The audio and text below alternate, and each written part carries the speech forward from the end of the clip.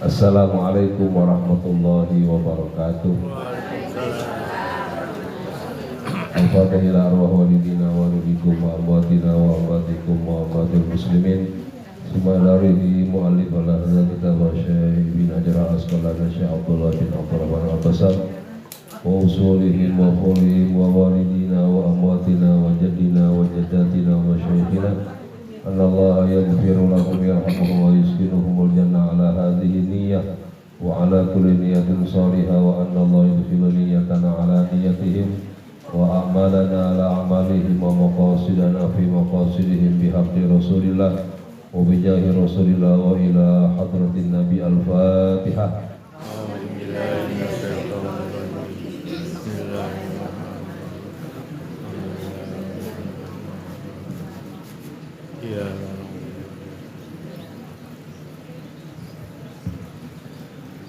Bismillahirrahmanirrahim. Alhamdulillah alladzi bi dzikrihi tatma'innul qulub wa bi rahmatihi tughfarudz dzunub.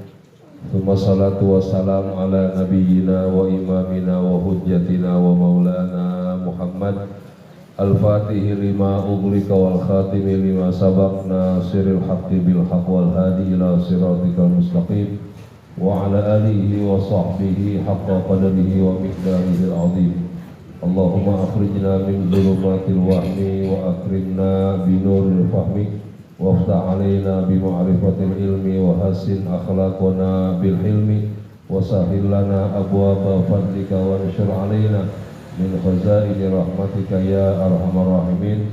Subhanaka la ilma lana illa ma 'allamtana innaka antal alimul hakim. Rabbi shrah li sadri wa yassir li amri wahlul 'uqdatam min lisani yafqahu qawli amma ba'du.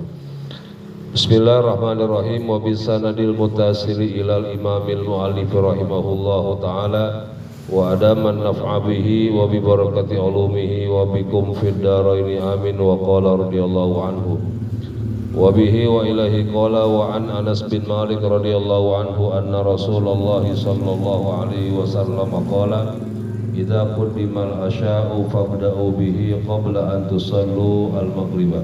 Muttafaqun alaihi. Al-hadits wa qala Rasulullah sallallahu alaihi wasallam.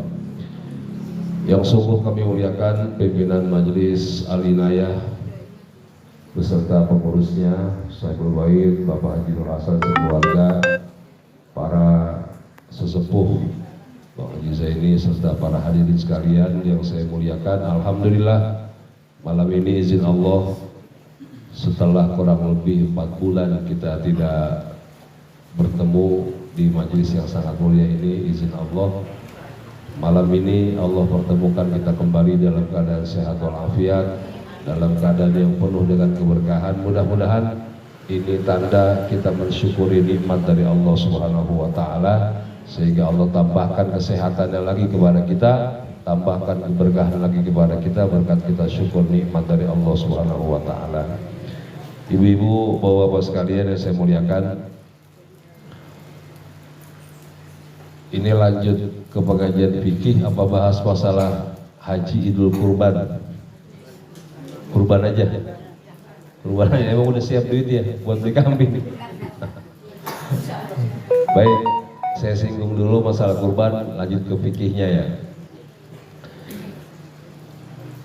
Ini berulang-ulang kita dengar di setiap majelis hadis yang terkait dengan fadilah bulan Zulhijjah. Bulannya dulu.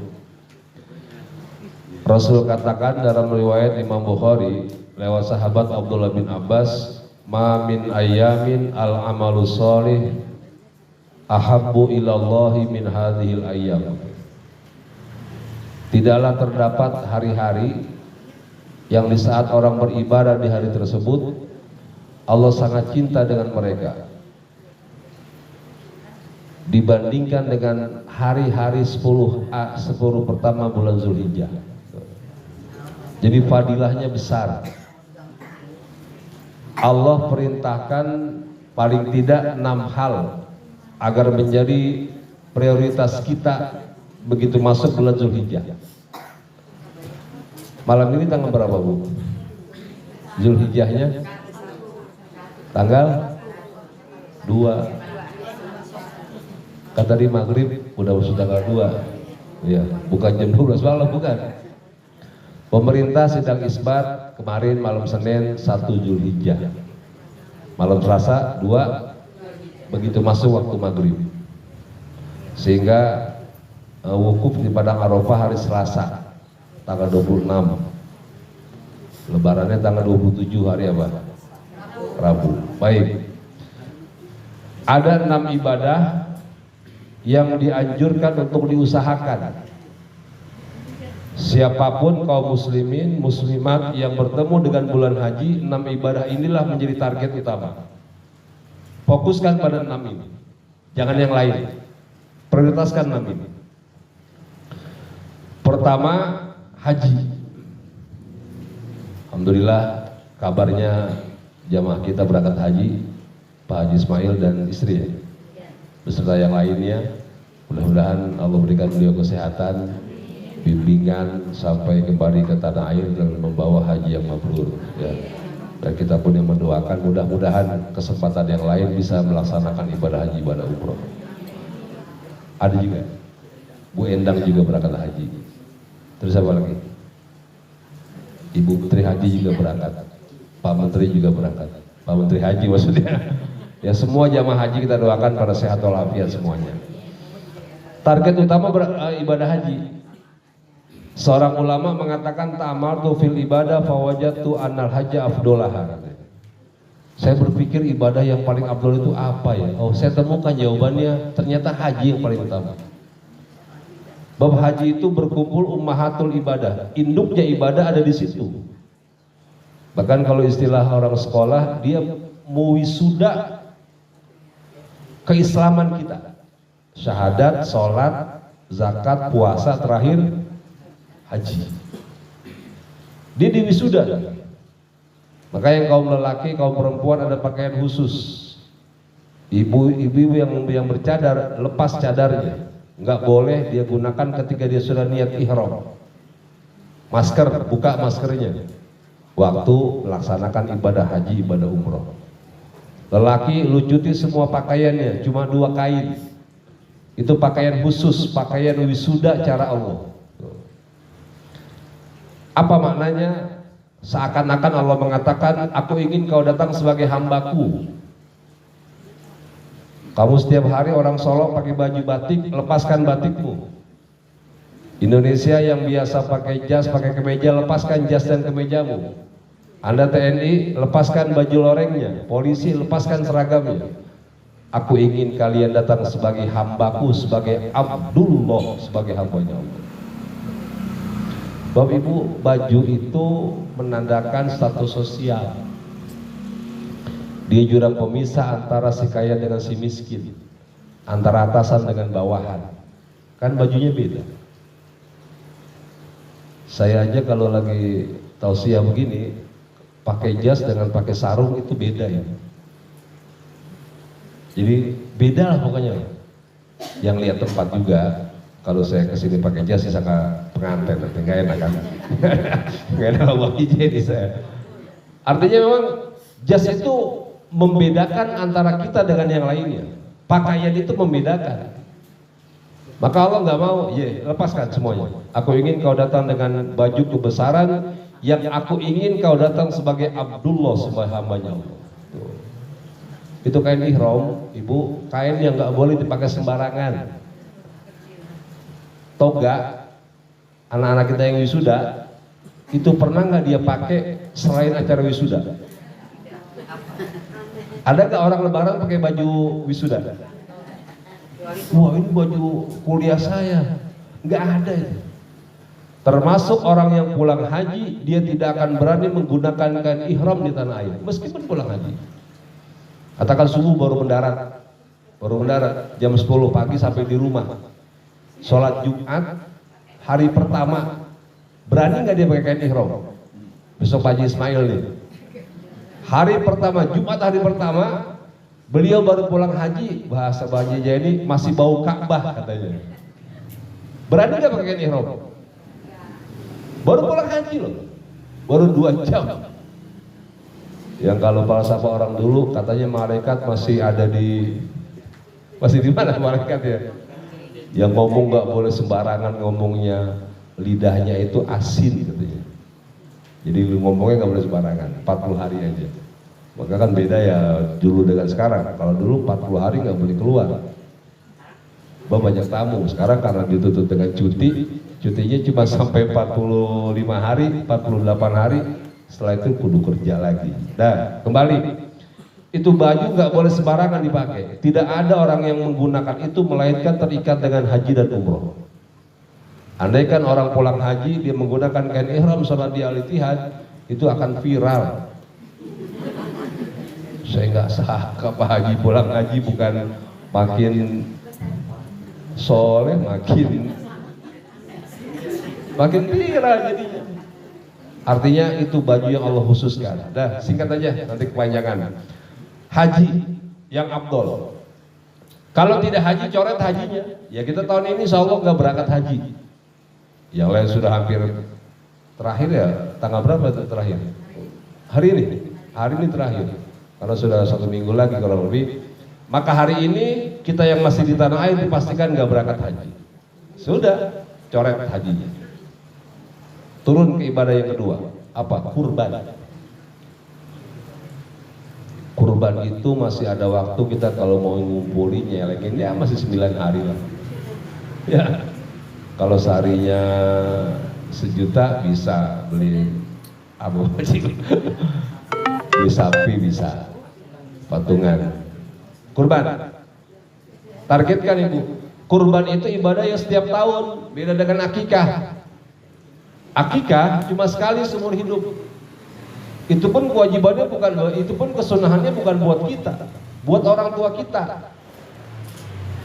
Kita punya anak laki-laki dan perempuan, katakan lahir dia. Yang sunnah mengakikahkan kan kita orang tuanya, bukan anaknya. Orang tua sunnah menebus bayi yang baru lahir dengan menyembelih hewan kambing, laki-laki 2 ekor, perempuan 1 ekor. Kapan? Di hari yang ke-7 afdolnya. Pak Ustadz masih ini palanya masih lembek. Misalnya hari ke-14 masih belum Pak Ustadz, masih nggak enak dilihatnya gitu, kasihan. Ke-40 rata-rata kita menjumpai di masyarakat kita paling cepat hari ke-40, jarang yang hari ke-7, jarang. Pusatnya belum apa namanya? Belum putus. Ya nggak apa-apa. Bahkan hari ke-40 belum ada rezekinya. Ditunggu sampai hari ke-100. Belum ada rezekinya juga orang tua. Boro-boro sesar, boro-boro akekah Ustadz, ini lahirnya sesar 15 juta, saya masih ngutang. Akhirnya belum ada rezekinya. Sudah nggak main hitungan hari, tetapi ditunggu sampai anaknya balik. Orang tua masih sunnah menyembelihkan hewan akikah. Katakan dia khitan usia 7 tahun, sembelihkan kambing sekaligus akikah, boleh. Boleh. Begitu anaknya balik, kesunahannya pindah. Yang berawal Allah perintahkan untuk orang tua menyembelih hewan kambing untuk akikah, karena sampai anaknya sudah balik belum akikah juga, maka anaknya lah yang sunnah menyembelihkan kambing untuk dirinya. Katakan Pak Jinur Hasan belum akikah, beliau kan sudah balik Pak Ji? Oh belum, masih ABG katanya. Katakan beliau belum akikah, beliau ada rezeki, maka beliau sunnah menyembelih 2 ekor kambing untuk menebus dirinya. Sunnah. Tapi nggak usah dibikin acara digendong-gendong. Nanti Bang Haji digendong-gendong. Nanti Bang Haji ini bingung. Kalau anak-anak kan doanya enak, kita doakan ya anak jadi anak yang soleh, yang solihah. Kalau sudah sepuh kayak beliau, kita doakan Pak Jinur Hasan jadi anak yang soleh gitu. Artinya tetap sunnah. Ada masalah yang sering ditanyakan, Pak Ustadz saya belum akikah, ini ada rezeki uang 5 juta, saya beli kambing atau beli kambing untuk kurban atau akikah? Gitu kan, kurban atau akikah? Maka jawaban saya kurban. Kenapa kurban? Sebab hukum asal akikah untuk orang tua kita, bukan buat kita. ya kan? Hukum aslinya buat orang tua, bukan buat kita. Ini ada uang 5 juta buat beli kambing. Saya niatkan buat kurban atau buat akikah? Ya kurban, jangan akikah. Sebab kurban perintahnya buat diri kita yang mampu setiap tahun. Nah, yang kedua, kurban dibatasi, ada limit waktunya, cuma 4 hari. Hari Idul Adha, Lebaran, Tasyrik 3 hari ke depan. Kalau besok, hari Rabu, Kamis, Jumat, Sabtu sore terakhir, Sabtu asar terakhir. Minggu udah nggak boleh nyembelih. Andaikan disembelih jadi pahala sedekah bukan pahala kurban. Sudah habis waktunya. Nah, sementara akikah, bulan Ramadan boleh nggak akikah? Boleh, kapan aja boleh kalau akikah. Jadi nggak harus di bulan Zulhijjah, kalau akikah kapan saja boleh. Perbedaan kedua, kurban dibagikan dalam keadaan mentah dagingnya. Kalau akikah matang. Pernah ibu diundang akikah, lalu kemudian berkatnya daging mentah gitu, setengah kilo, pernah? Nggak pernah, pasti matang. Ada satenya, ada gulainya, matang. Kalau kurban, mentah. Afdolnya mentah. Dah, kembali. Kurban. Kurban itu ibadah kedua yang paling afdol di bulan haji ini. Maka diupayakan. Siapa yang mampu membeli kambing, ya beli kambing. Nggak mampu beli kambing, maka patungan sapi, 1 sapi 7 orang. Kalau lebih murah ya. Sapi katakan harga 27 juta, bagi 21 juta, bagi 7 berapa? 3 juta. Kalau kambing 3 juta kecil. Kalau sapi yang 21 juta ya lumayan lah, agak besar sedikit.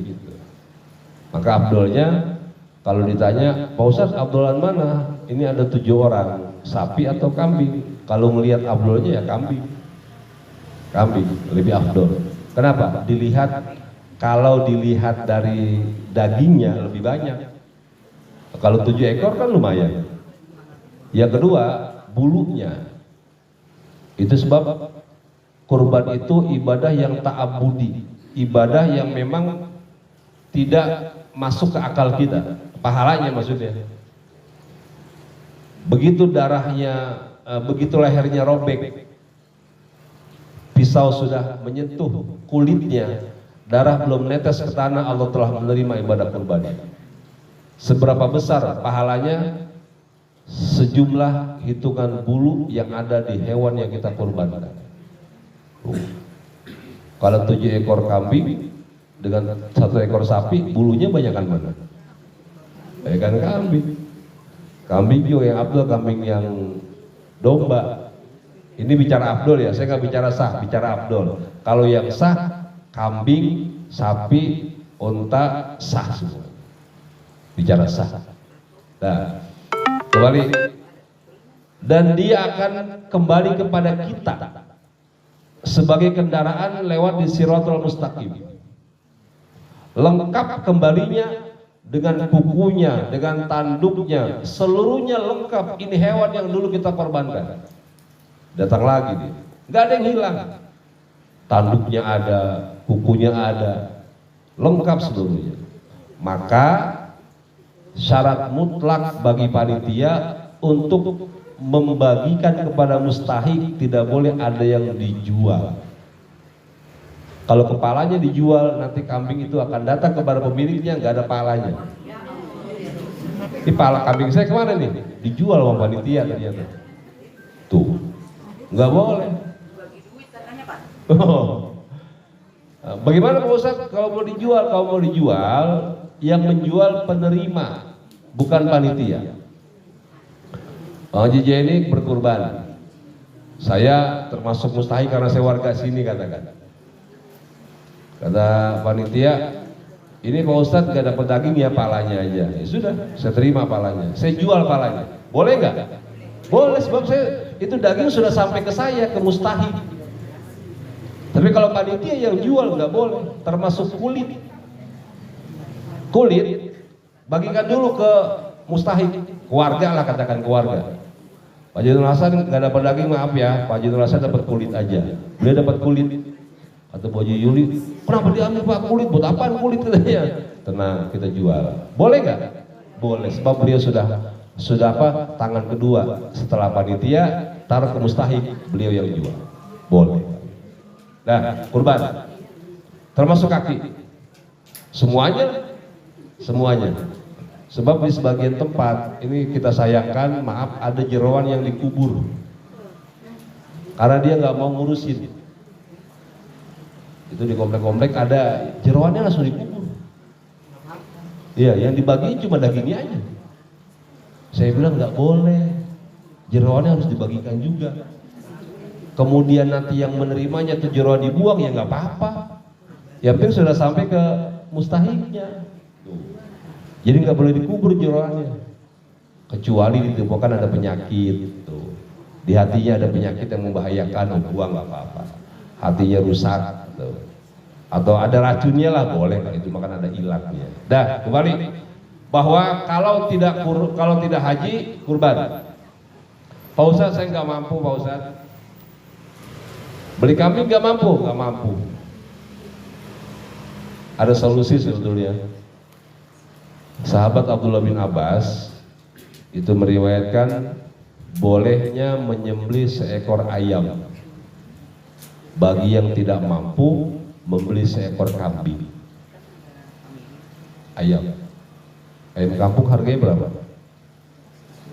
150. Ayam negeri lebih murah ya. Berapa ayam negeri? 50.000 kata. Ibu ada uang 200.000, maka belilah ayam kampung. Ya, ayam kampung. Pulang sholat sembelih. Kalau ayam sih nggak usah dititip ke panitia. Pak Haji saya nitip korban ya. Apa Bu? Ayam. Ya salam. Jangan. Cukup dipotong di rumah. Uangnya cuma 100.000 Pak Ustadz. Ya beli ayam negeri lah. Pak Ustadz cuma 50.000. Beli hewan yang hidup yang bisa dipotong, yang bisa dimakan. Ikan. Uang 50.000. Ayam negeri bisa dapat 1. Uang 30.000, beli ikan lele aja. Ikan emas, ikan lele beli sekilo, setengah kilo. Masih hidup belinya, jangan yang sudah mati. Masih hidup. Pulang sholat sembelih. Pak Ustadz ada-ada aja. Masa kurban ikan emas. Ini ada makna yang akan saya sampaikan, bahwa kita ingin di hari itu ada lauk yang bisa kita nikmati, sehingga apa? Kita tidak mengandalkan pemberian dari orang. Ya, kalau sudah punya lauk, kita sudah punya ayam kampung yang sudah kita potong. Andaikan dapat dari panitia, alhamdulillah. Kalau nggak dapat karena terbatas jumlah yang disembelihnya, nggak apa-apa, saya sudah punya lauk. Yang kedua, mendidik diri kita. Jangan sampai kita tinggal diam kalau tidak mampu beli kambing. Ada yang lain, ada ayam, ada ikan yang bisa kita nikmati di hari itu. Jadi biasakan jangan mengandalkan pemberian dari orang. Malah kadang-kadang kita request, Pak Haji jangan kambing ya, sapi aja. Ada nggak yang request? Ada, orangnya datang ini kayaknya. Saya nggak suka Pak Haji, kambing, sapi aja. Jadi nggak usah request. Artinya kalau sudah mempercayakan ke panitia, sudah dapat apa aja, alhamdulillah. Suka goreng, suka masak, nggak suka kasih yang lain. Nah, biar kepanjangan. Kurban kita nggak mampu katakan. Sampai beli ikan nggak mampu juga. Maka yang ketiga, puasa. Paling tidak 2 hari ya. Tarwiyah sama Arafah, Senin dan Selasa. Seninnya namanya Tarwiyah, Selasanya hari Arafah. Mereka yang haji tidak ada kesunahan untuk puasa Arafah. Mereka hidupkan syiar agama dengan wukuf di padang Arafah. Tetapi kita yang tidak haji disunahkan mensyiarkan agama Allah, mensyiarkan 9 Zulhijjah dengan cara berpuasa. Itu hukumnya sunnah muakkadah, sunnah yang mendekati pada kewajiban. Ada juga yang komplain, Pak Ustadz saya nggak puasa Arafah, kenapa? Itu kan puasa Pak Haji, saya belum haji. Ada yang begitu, ini sih lebaran Pak Haji, saya belum haji, nggak usah lebaran gitu ya. Enggak lah, itu syariatnya menyeluruh untuk siapapun yang berjumpa dengan hari Arafah, hari Tarwiyah, badannya sehat, kuat dia berpuasa, puasa itu menyehatkan. WHO, ini Badan Kesehatan Dunia, itu mengacungkan 2 jempol untuk ajaran agama Islam. Apa mereka bilang? Islam itu agamanya yang sempurna. Dalam setahun 365 hari, 1 bulan mereka diminta buat berpuasa 30 hari. Bapak Ibu tahu kalau sedang berpuasa 8 jam kita berpuasa, itu lambung kita istirahat, mengolah makanan yang kita makan di waktu sahur sampai 6-7 jam.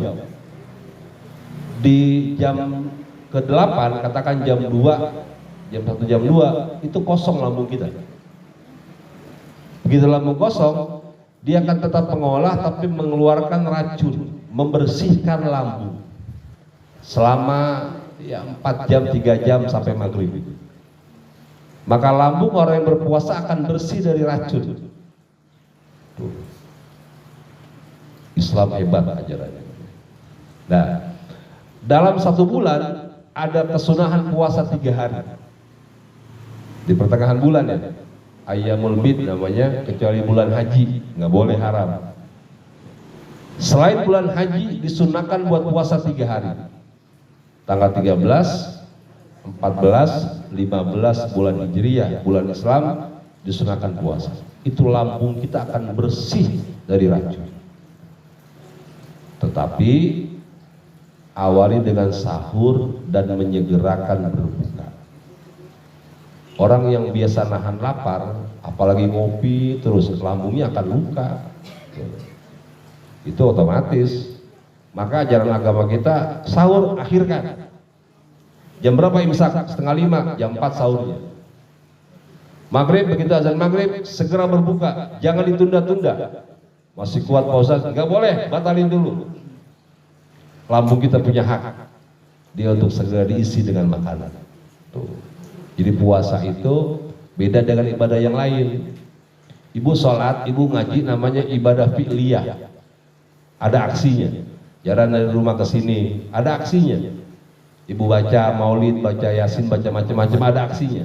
Tapi kalau puasa namanya ibadah tarkiyah, yang kita diminta untuk meninggalkan, bukan melakukan tapi meninggalkan.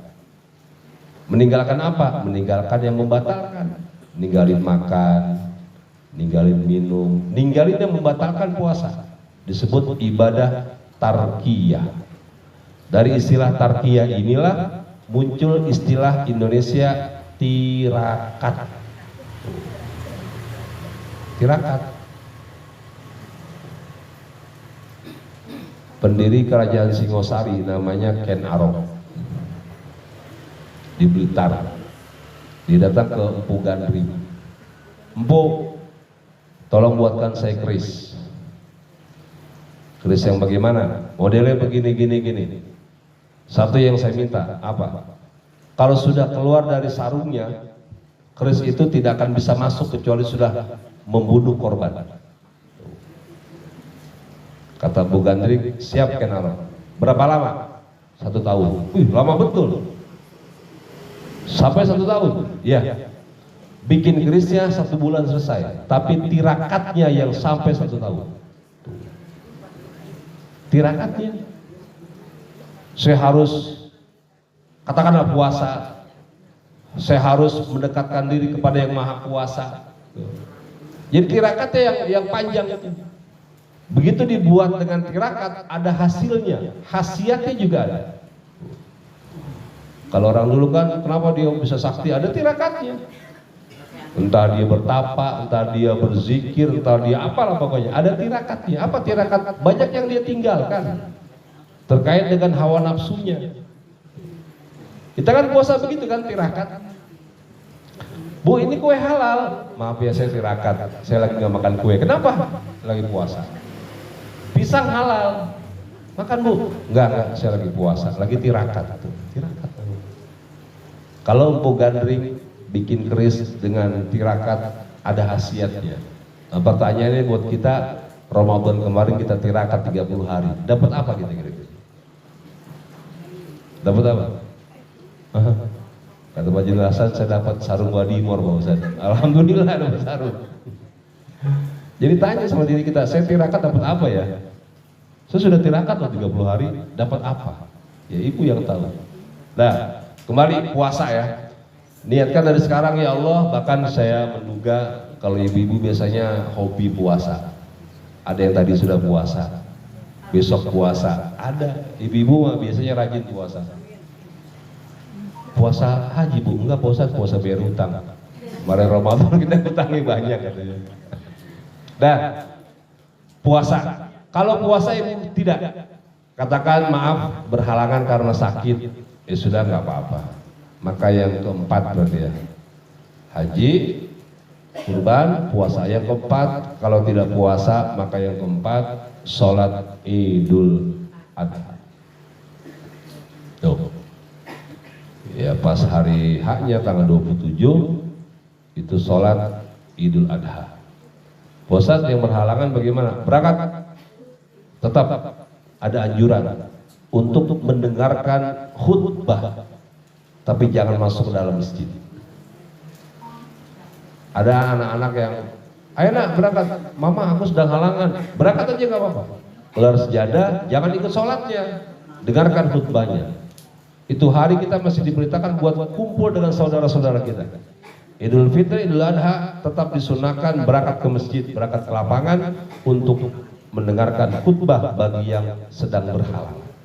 Nggak boleh sholat dia, tapi dengarkan khutbah. Nah, Idul Adha sholat. Dan ibu-ibu maaf, tolong sampai tuntas sholatnya, sampai khutbahnya selesai. Sebagian orang menganggap selesai sholat sudah pulang, langsung kabur. Orangnya datang ini kayaknya. Ya, jangan ya bu ya. Sampai khutbahnya selesai, sampai khotibnya turun, baru pulang. Gak usah mikirin opor ayam, mikirin udah gak usah. Selesai sholat, dengarkan khutbah, khotibnya turun, pulang. Saya katakan yang khotib belum turun dia tidak sudah pulang, berarti dia tidak mendapatkan pahala sholat Idul Adha. Sebab satu rangkaian antara sholat dengan khutbah. Nggak boleh dia meninggalkan tempat sholatnya kecuali sudah selesai khutbah. Tuh, sampai tuntas ya. Kemarin biarin belum tahu, sekarang sudah tahu, jangan sampai ditinggal khutibnya. Nah, 4 sholat. Yang kelima takbir. Disunahkan buat melafadzkan takbir sejak tanggal 9 Zulhijjah di waktu subuh. Sahur, puasa Arafah, ibu sahur. Masuk waktu subuh, selesai sholat subuh, sudah sunnah Allahu Akbar, Allahu Akbar, Allahu Akbar. Sudah sunnah takbir. Namanya takbir yang muqayyad, yang terikat pada sholat. Tapi hanya selesai sholat aja, nggak boleh kalau nggak selesai sholat. Mau sholat wajib ataupun sholat sunnah. Jam 8 ibu sholat duha, selesai sholat duha, katakan ibu sholat duhanya 6 rakaat, selesai 6 rakaat takbiran Allahu Akbar, Allahu Akbar, Allahu Akbar. Selesai sholat sudah nggak boleh takbiran lagi. Bukan nggak boleh, tidak sunnah takbiran. Zuhur ibu sholat, selesai sholat sunnah takbiran. Asar ibu sholat, selesai asar takbiran. Takbir yang muqayyad, terikat pada sholat. Berapa hari? 5 hari. Yang muqayyad 5 hari. 9 Zulhijjah, tanggal 10-nya lebaran, hari tasyrik, 3 hari ke depan. 5 hari. Setiap sholat disunahkan takbiran usai sholat. Sholat apa aja? Tahajud ibu, jam 3 tahajud, selesai tahajud takbiran. Yang tidak umum apa? Sholat jenazah. Hari Kamis masih hari tasyrik, lebaran kedua, ada warga yang meninggal dunia, disolatkan di masjid. Selesai sholat, Bang Imam mengajinya ini karena beliau tahu. Assalamualaikum warahmatullahi, assalamualaikum warahmatullahi, Allahu Akbar, Allahu Akbar, Allah. Keluarga tersinggung, kurang ajar Pak Haji saya ini. Bapak saya meninggal dia takbiran, bahagia betul dia katanya. Nggak paham dia. Kan takbir tanda kemenangan. Ini bapaknya meninggal, imam takbiran. Kurang ajar ya Pak Imam. Masa bapak saya meninggal takbiran dia? Dia nggak paham. Ini masih hari tasyrik, masih sunnah takbiran di setiap selesai sholat, meskipun sholat jenazah. Tuh. Jadi nanti kalau ada keluarga yang meninggal dunia di 5 hari itu, jangan kaget kalau nanti imamnya selesai ngimamin takbiran. Ya, nggak Pak Ustadz, saya nggak mau ditakbirin. Ya nggak apa-apa ya, Mas, sunnah, hukumnya kan sunnah. Nah, itu namanya takbir yang muqayyad, terikat pada sholat. Yang kedua takbir mutlak sepanjang waktu. Kapan tuh? Begitu masuk 10 Zulhijjah, puasa Arafah, maghribnya ibu buka, sudah masuk waktu takbir mutlak. Maghrib, malah takbiran kita bilang. Sampai selesai sholat, Id. Jadi malamnya disunahkan pun dihidupkan dengan takbir. Jalan-jalan, ngelihat hewan kurban, ngelihat aja, nggak beli, ngelihat takbiran. Karena malam itu sunahkan takbiran. Nyuci motor malam takbiran, sunah takbiran. Ibu masak di dapur malam takbiran, sunah takbiran. Sepanjang waktu, terikat kepada waktu yang sampai selesai sholat Id, selesai takbir mutlaknya. Sudah gak sunah takbir sepanjang masa lagi. Kembali ke muqayyad, terikat kepada sholat. Nah, jadi sunah takbir. Yang kedua sunah takbirnya ketika melihat hewan kurban. Mau disembelih, bukan yang masih di pedagang. Jalan-jalan sore sama cucu, naik motor, mau kemana kek? Kita melihat hewan kurban. Kakek mau takbir. Hewan kurban itu belum disembelih, nggak usah ditakbirin. Begitu sudah mau disembelih, sudah jatuh sapinya, mengawali penyembelihan dengan takbiran sunnah. Allahu Akbar, Allahu Akbar, Allah sunnah. Jadi melihat hewan kurban takbiran. Nah, haji tidak, kurban tidak, puasa tidak, sholat pun tidak, takbiran pun tidak, karena nggak hafal apa gimana. Yang keenam, yang terakhir, sunnah nikmati daging kurban. Sunnah. Bagi yang terkendala dengan daging, ya seininya aja, seapanya, ya sekedar nyobain aja lah, nyobain aja. Pak Ustadz, saya nggak boleh makan kambing karena tensi darah saya. Nah, kalau satu tusuk sih insya Allah aman ya, insya Allah aman. Satu tusuk dimakan ketagihan, satu piring habis. Tensi darahnya tinggi, bawa ke retuk ibu. Nauzubillah, stroke. Viral di grup Alinaya, sate kambing kurban makan korban gitu. Kita yang salah. Dokter sudah mengingatkan, ibu jangan makan daging kambing ya, kata dokter. Makan satu ketagihan, 5 akhirnya. Yaudah, kita yang salah. Ya, jadi 6 hal itulah tolong diupayakan. Ya kita mampu yang mana? Kalau mampu kurban jangan kita puasa, saya puasa aja. Enggak, ibu mampu kurban.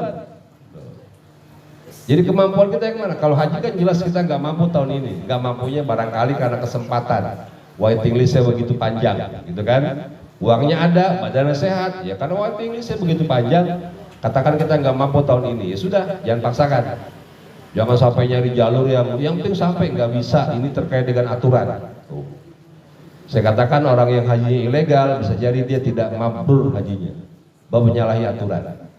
Karena ada yang ngatur. Ya, tapi sekarang kayaknya lebih ketat dari yang tahun lalu.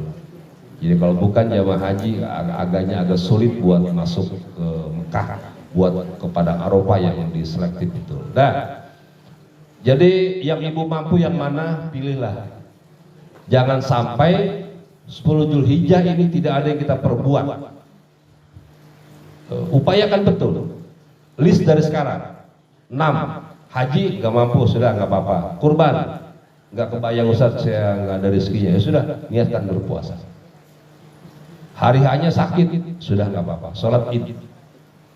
Sholat id juga kesiangan Pak Ustaz. Kalau ibunya kesiangan, gimana anak sama suaminya? Pasti kesorean itu. Ibu kan biasanya kan bangun duluan ya. Ibu bangun duluan, kalau ibunya kesiangan, suami sama anak kesorean, bukan kesiangan lagi. Kalau kesiangan atau ada halangan lain, maka takbiran. Takbir pun tidak, nikmati daging kurban. Itu ingat-ingat ya, 6 hal itu diupayakan yang mampu yang mana. Kayaknya sayang-sayang ya kalau ada waktu kita bertemu dengan Zulhijjah, tapi nggak ada yang kita perbuat. Buat apa ketemu dengan Zulhijjah? Ini kesempatan. Jadi pilih yang ibu mampu, yang kita mampu, lakukan agar mendapatkan fadilah yang besar dari kehadiran Zulhijjah di tahun 1447 Hijriah ini. Nah, itu materi tentang bulan haji Zulhijjah. Sampai Nabi ditanya oleh sahabat, Tuan, apakah jihad di jalan Allah, berperang melawan musuh Allah, bisa mengalahkan ibadah di 10 bulan Zulhijjah itu? Kata beliau, meskipun jihad di jalan Allah itu pahalanya kalah dengan ibadah di tanggal 1 sampai 10 bulan Zulhijjah itu. Kecuali dia berangkat perang dengan membawa seluruh hartanya. Buat perang hartanya. Hartanya untuk berperang, orangnya ikut berperang. Dan tidak ada yang kembali, tidak ada yang pulang.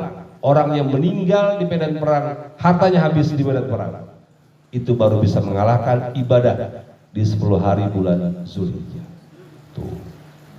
Hartanya habis, nyawanya melayang. Itulah yang bisa mengalahkan pahala ibadah di tanggal 1 sampai 10 bulan Zulhijjah. Jadi anjurannya 10 hari ya Bu ya. Jadi bukan 5 hari, bukan 7 hari, anjurannya 10 hari untuk mensyiarkan Zulhijjah dengan ibadah. Tapi nanti puncaknya 8, 9, 10 Zulhijjah. Senin, Selasa, Rabu itu puncaknya. Ya, Rabunya nggak boleh puasa, puasanya cuma 2 hari aja. Jadi Senin puasa, Selasa puasa, Rabunya nyembelih hewan kurban, diharapkan berpuasa sampai 3 hari ke depan. Kamis, Jumat, Sabtu masih harap berpuasa. Kenapa harap berpuasa? Sebab agama menduga dagingnya melimpah, sehingga kalau berpuasa agak-agaknya kurang bahagia kita. Ya, ada daging banyak kok puasa. Karena itulah haram berpuasa, namanya hari tasyrik. Ini mau ditambah apa udah cukup? Cukup ya. Jadi bahasan fikihnya ntar bulan-bulan aja insya Allah. Sekarang kita perluas dengan tanya jawab seputar Zulhijjah. Silakan bila ditanyakan.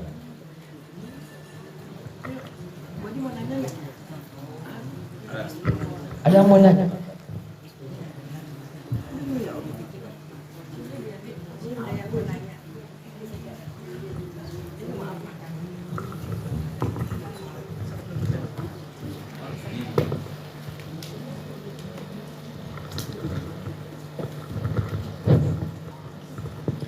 Assalamualaikum warahmatullahi wabarakatuh.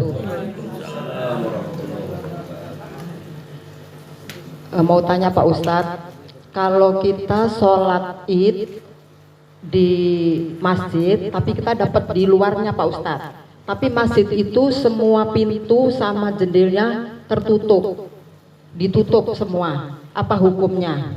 Dan yang kedua, di masjid kita ini akan ada untuk sholat wanita di sebelah kiri tapi sejajar sama bapak-bapak. Dan saya pernah ngomong, Pak, nanti kalau tertutup semuanya gimana pintu sama jendelanya? Dan itu bagaimana Pak Ustadz menurut Pak Suhada? Terima kasih. Wassalamualaikum warahmatullahi wabarakatuh. Waalaikumsalam. Ya. Kalau hukum bukan menurut Pak Suhada, menurut Allah dan Nabi-Nya. Masa menurut saya, bang, saya yang musyari. Harus menurut Allah dan Nabi-Nya. Nggak boleh menurut kita. Menurut pendapat saya, di pendapat saya. Siapa? Menurut ajaran Nabi, ajaran Allah, itu jawabannya. Ya, jadi hukumnya bukan menurut Pak Suhada, tapi menurut Allah dan Rasulnya. Baik, pertama, orang yang berjamaah safnya dianggap nyambung meskipun jauh sampai keluar. Syaratnya apa? Pintu terbuka. Kalau pintu nggak terbuka, nggak ada jalan keluar, maka yang di luar tidak dapat pahala berjamaah. Tuh, buka pintunya. Pak Ustadz aslinya nggak dingin, nggak apa-apa, daripada kasihan yang lain nggak dapat pahala berjamaah. Buka pintunya. Bapak ada yang di luar, bahkan lebih banyak yang di luar kalau sholat id. Ya, buka pintunya. Ada jalan keluar. Mau samping, kalau masih dulu itu ada pintu di saf pertama. Al-Ittihad ada apa ya? Gimana, udah nggak dibuka ya? Di Al-Ittihad itu ada pintu yang di saf pertama, ada pintu kan? Itu aja dibuka nggak apa-apa, meskipun yang belakang nggak dibuka. Yang penting yang saf pertama dibuka. Itu syarat biar yang keluar itu sah berjamaah. Kalau ditutup, maka yang di luar masjid tidak sah berjamaah. Sholatnya sah tapi nggak dapat pahala berjamaah. Ya ingat ya, sholatnya sah tapi tidak dapat pahala jamaah. Kok sah Pak Ustaz? Ya dia kan dengar imam. Dari mana kita tahu perpindahan rukun kalau pintu ditutup? Dari mana? Dari berdiri ke ruku, kan dari suara itu ya. Orang yang berjamaah, aba-aba yang dia terima perpindahan rukun dari makmum yang di depannya, mestinya kan dari imam, dia nggak kelihatan imam jauh, maka diwakili sama yang di belakangnya. Di belakangnya yang lihat yang di depannya, terus begitu. Dia yang paling depan ngelihat imam. Begitu pintu ditutup, mau ngelihat siapa? Kan kelihatan. Ustadz ada kacanya, nggak bisa, kaca itu nggak bisa tembus, nggak bisa orang lewat, maka harus dibuka. Maka dibuka meskipun yang di saf terdepan yang dibuka nggak apa-apa. Nah kita juga nggak boleh berusaha, itu mesti nggak dibuka tuh pintu belakangnya, nggak apa-apa pintu belakangnya, pintu depannya dibuka nggak? Dibuka sah. Tuh ya, jadi pintunya harus terbuka. Yang kedua, afdolnya perempuan itu sholat di paling belakang, bukan di sisi kanan atau kiri. Ini bicara afdol, tapi kalau bicara sah, sah meskipun sejajar dengan laki-laki, yang penting ada satirnya, ada penghalangnya, tuh ada hordingnya. Jadi tolong biar nggak jadi fitnah, kita dudukan masalah sah dan afdol. Kalau dibilang sah, berarti sah. Ibu-ibu di samping kiri bapak-bapak sah, sah. Tapi tidak afdol. Kaum perempuan itu afdolnya sholatnya di paling pojok. Ibu datang masih sepi, maka ibu ambil saf yang paling belakang, jangan yang paling depan. Penuh yang belakang, baru baris di depannya. Kalau kaum bapak depan dulu. Depan, belakangnya, ibu belakangnya, lalu depannya. Semakin dekat dengan laki-laki, semakin tidak afdol kalau untuk kaum perempuan. Tuh, ya. Jadi kalau sejajar dengan laki-laki, hukumnya sah, tapi tidak afdol. Yang afdolnya di belakang. Jadi kita jangan, saya yang diadu, itu kenapa Ustaz tuh ada nggak sah? Siapa yang bilang nggak sah? Nggak afdol. Saya bukan bilang nggak sah, sah tapi tidak afdol. Begitu ya, jelas Ibu ya. Jadi bila mana sholat berjamaah sholat id, pintunya tolong dibuka meskipun yang samping. Ada lagi?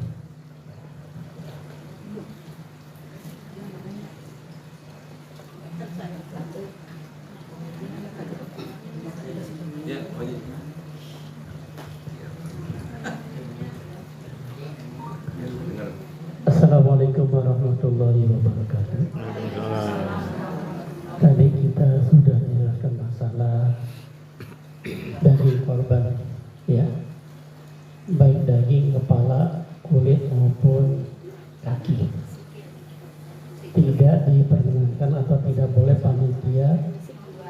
menjual. Kita tahu sendiri, kita dengar sendiri di masjid kita katanya dijual tahun kemarin tuh. Iya Bu ya? Masya Allah. Istighfar aja Bu ya, kita istighfar ya. Jadi yang ingin saya katakan, apakah ini, kita kan ada mazhab Hambali, Hanafi, Maliki, Syafi'i. Apakah memang 3 mazhab itu tidak membolehkan atau menghalang atau gimana saja? Pandangan dari debat mazhab.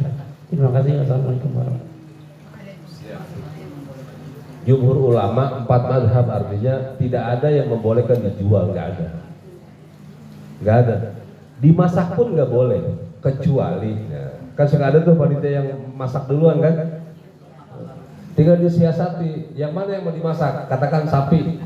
Bilang sama yang berkorban, Pak Haji maaf ya, nanti sapi Pak Haji kita minta 5 kilo untuk dimasak, boleh nggak? Oh boleh. Nah kalau itu boleh, izin sama pemiliknya, boleh kalau itu.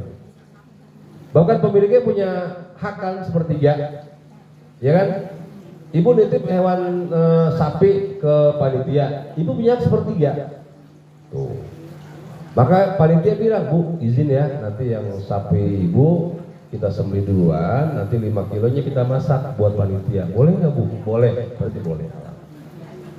Tapi kalau dijual nggak ada.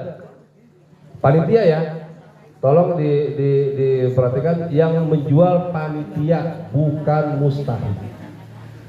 Haram itu.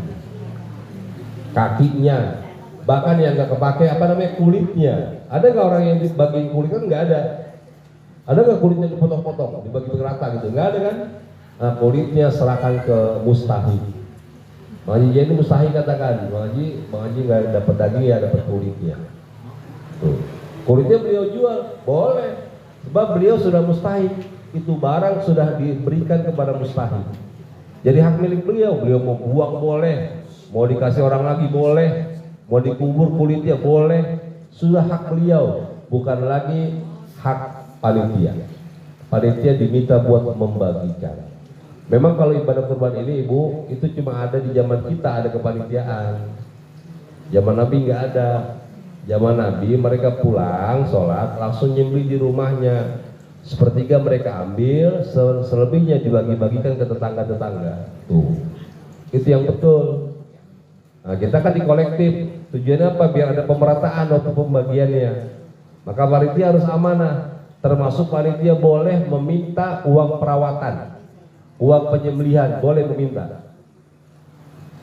Nitip sapinya H-3, kan sapi kudu makan, ya kan? Ini kalau dia puasa mati sapi nanti 3 hari dia nggak bisa makan. Ada uang perawatan. Yang kedua tanya, Pak ini yang nyembelih siapa? Bapak sendiri? Oh enggak, saya serahkan ke panitia. Ada ongkos sembelihnya Pak. Sebab kita manggil orang untuk menyembelih. Berapa? Sekian. Boleh. Bab anjurannya disembelih sendiri, abdolnya disembelih sendiri. Kalau ibu nggak bisa, bapak nggak bisa, serahkan ke yang ahlinya. Usahakan kita menyaksikan. Ini hewan Pak Haji Nur Hasan. Mana Pak Haji Nur Hasan? Saya. Tolong Pak Haji saksikan. Ini hewan dari Pak Haji Nur Hasan. Fatihah, potong baru. Gitu ya. Jadi haram hukumnya menjual yang belum diserahkan kepada mustahik. Mustahiknya siapa? Seluruh warga. Pak Ustadz, non muslim boleh menerima? Boleh. Kalau yang muslim sudah kebagian. Tuh. Ini di RW kita kan non muslimnya ada. Ada kan? Kalau yang muslim sudah kebagian semua, saudara kita sudah kebagian semua, baru non muslim boleh menerima daging kurban. Apa nih Pak Haji? Daging kurban. Kan saya beda agama, kok dikasih? Itulah okenya agama kami. Boleh. Orang kaya Pak Ustadz? Boleh. Orang kaya raya kita kasih daging kurban, boleh. Sebab sepertiga untuk yang berkurban, sepertiga untuk sodakoh. Siapa sodakoh? Fakir miskin. Sepertiga lagi untuk hadiah. Kalau hadiah penerimanya siapa aja boleh. Kita diundang sama atasan kita resepsi, kita kasih amplop. Itu apa tuh? Hadiah atau sodakoh? Hadiah kan? Kondangan itu hadiah atau sedekah? Hadiah. Dia orang kaya raya Pak Ustaz, masa saya kasih hadiah? Kita sudah biasa memberikan hadiah kepada orang yang kaya. Itu di resepsi. Kalau uang takziah, hadiah atau sedekah? Ada yang meninggal, ada baskom kan? Itu bisa apa? Sama serpet, sama taplak. Ibu naruh di situ 20.000, 50.000, itu namanya sedekah. Maka diniatkan kalau sedekah, ya Allah, saya sedekah 20.000, semoga almarhum kau ampuni dosa. Niatkan. Ya, jangan gak diniatin. Meskipun yang meninggal orang kaya, tetap jatuhnya sedekah, bukan hadiah. Yang meninggal orang kaya, kita ngasih, ya Allah saya mau ngasih hadiah. Hadiah itu karena kebahagiaan. Ibu bahagia kan dia meninggal dunia kan enggak. Jadi jelas ya, haram hukumnya 4 mazhab mengharamkan menjual hewan kurban. Meskipun kukunya, kuku kemakan enggak? Enggak kemakan. Enggak boleh dijual. Haram hukumnya. Jadi bagikan kepada mustahil. Sepertiga untuk pemiliknya. Kalau dia nggak mau, kebanyakan saya seperlunya aja lah, 2 kilo, 3 kilo cukup, jangan sepertiga. Sepertiga lagi buat sedekah, fakir miskin, sepertiga lagi untuk hadiah. Hadiah itu seluruh warga, meskipun dia non muslim, boleh menikmati daging kurban. Gitu. Ada lagi? Ibu silakan.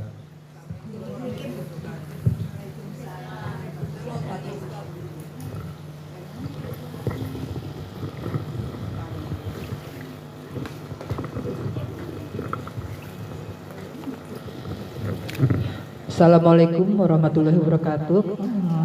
Mohon izin mau tanya Ustadz, bagaimana hukumnya kalau panitia kurban sebelum dibagi-bagi dagingnya dia ngumpetin dulu dagingnya. Daging diumpetin, pala diumpetin, kaki diumpetin, sehingga setelah yang pengurban meminta tidak ada, itu gimana hukumnya? Nah setelah diumpetin dia ambil sama dia dijual, gitu. Terima kasih Ustadz.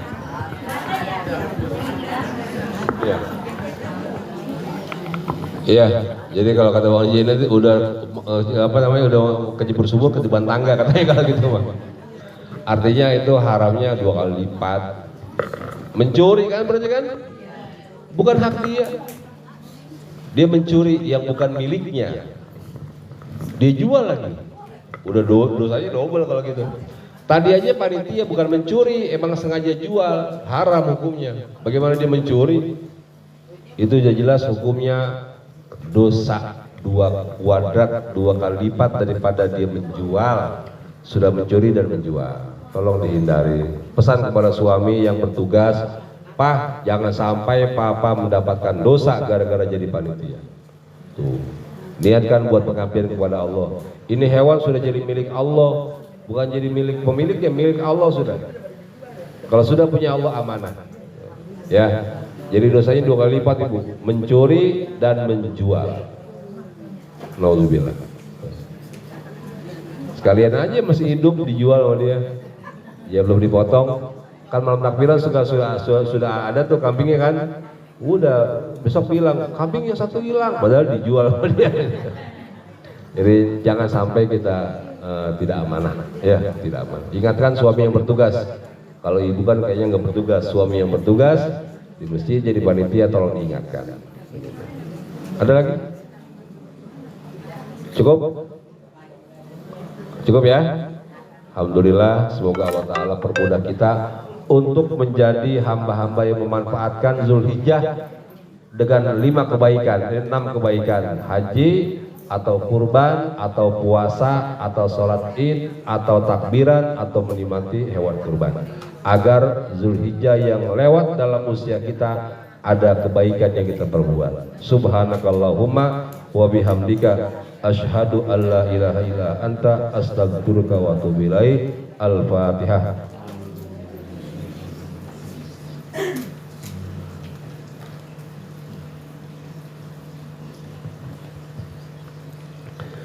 Nahmaduka ya ghafur ya syakur. Allahumma salli ala sayyidina Muhammad wa ala ali sayyidina Muhammad. Allahumma ja'alna mutahabina fika, mutajalisina fika, mutazawirina fika, mutabadilina fika. warda anna ya Allah la nusi sana'an 'alaika anta kama athnayta 'ala nafsika falakal hamdu hatta tarda wa lakal hamdu idza radita wa lakal hamdu ba'da ridha Allahumma bijahil basyirin nadhir Muhammadin salawatuka alaihi wa salamuka alaihi ij'alna min khiyari ummatihi wahsyurna godan fi zumratihi wastamil alsinatana fi madhihi wa nusratihi wa ahyina mutamassikina bi sunnatihi wa ta'atihi wa amitna ala hubbihi wa jama'atihi Rabbana taqabbal minna innaka antas samiul alim wa tub alaina innaka antat tawwabur rahim dawahum fiha subhanakallahumma wa tayyatuhum fiha salam wa akhir dawahum alhamdulillahi rabbil alamin. Banyak orang yang mohon kemaafan. Assalamualaikum warahmatullahi wabarakatuh.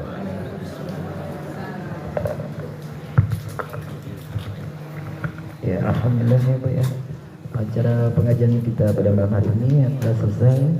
Mudah-mudahan apa yang telah disampaikan oleh guru kita ya bermanfaat untuk kepentingan kita baik di dunia maupun akhirat nanti. Amin ya rabbal alamin. Sekian dari saya. Wassalamualaikum warahmatullahi wabarakatuh.